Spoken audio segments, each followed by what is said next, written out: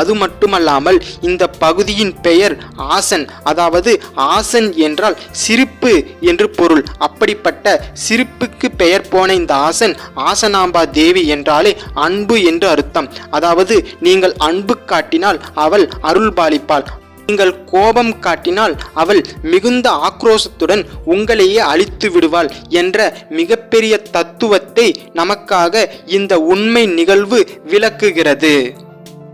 அது மட்டுமல்லாமல் எந்த கோவிலிலும் இல்லாத அதிசயமாக இந்த கோவிலில் எம்பெருமான் ஈசன் ரூபமாக காட்சியளிக்கிறார். அதாவது எந்த கோவிலிலும் எம்பெருமான் ஈசன் ரூபமாக காணப்பட மாட்டார், லிங்க வடிவமாகத்தான் இருப்பார். ஆனால் இந்த கோவிலில் எந்த கோவிலிலும் இல்லாத அதிசயமாக ரூப வடிவமாக காணப்படுகிறார். வேறு எந்த கோவிலிலும் இத்தகைய அமைப்பையும் இத்தகைய அழகான எழில் சூழ்ந்த இந்த ஈசனுடைய அமைப்பை வேறு